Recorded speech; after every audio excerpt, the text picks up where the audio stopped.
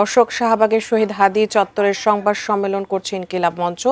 ওসমান হাদি হত্যাকাণ্ডের বিচারের দাবিতে নতুন কর্মসূচি ঘোষণা দেওয়ার কথা রয়েছে। সরাসরি যুক্ত হচ্ছি সেখান থেকে। এবং তার বিশেষ সহকারী খোদাবক্স, তাদের দুইজনের একজনকেও আমরা দেখতে পাই নাই। এর মাধ্যমে প্রতীয়মান হয় যে স্বরাষ্ট্র উপদেষ্টার দপ্তর থেকে এই ঘটনাকে তুচ্ছ-তাচ্ছিল্য করা হয়েছে।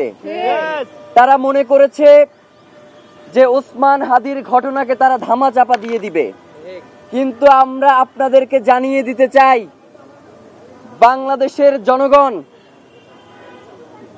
আপনারা যাদেরকে বোকা, দুর্বল মনে করেন, তারা জুলাইয়ে আপনাদেরকে একটা শিক্ষা দিয়েছে, কিন্তু আপনাদের সেই শিক্ষা হয় নাই। 5 তারিখ থেকে 20 তারিখ পর্যন্ত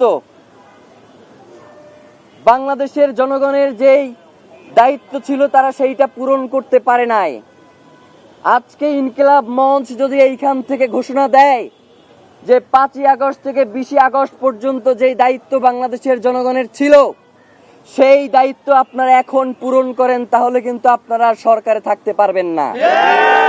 32 ইঞ্চি জেভিকো টিভি এখন মাত্র 15,000 টাকায়, সাথে পাচ্ছেন 3 বছরের প্যানেল ওয়ারেন্টি।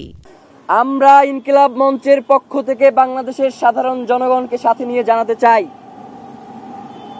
যে আপনারা গতকালকের যেই বিবৃতি দিয়েছেন সেই বিবৃতিতেই আপনাদের চোখে মুখে স্পষ্ট ভেসে উঠেছে যে আপনাদের কাছেই আসলে এর কোনো সুস্পষ্ট ব্যাখ্যা নাই। আপনারা এক এক সময় এক এক ধরনের কথা বলছেন। এই বলছেন খুনি ভারতে পালিয়ে গেছে, আবার এই বলছেন যে খুনি দেশে আছে। বাংলাদেশের গোয়েন্দা সংস্থার আসলে কাজ কি? ট্যাক্সের টাকায় বাংলাদেশের সবথেকে গুরুত্বপূর্ণ জায়গাগুলোকে দখল করে আরামায়েশ করার জন্য কি আপনাদেরকে জনগণ এখানে বসিয়ে রেখেছে?